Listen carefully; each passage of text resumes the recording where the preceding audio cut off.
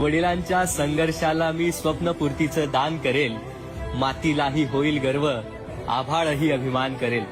आणि नको मला इमारत कुठली प्रेमाची निशाणी म्हणून, नको मला इमारत कुठली प्रेमाची निशाणी म्हणून, मी माझ्या आईसाठी स्वराज्य निर्माण करेल.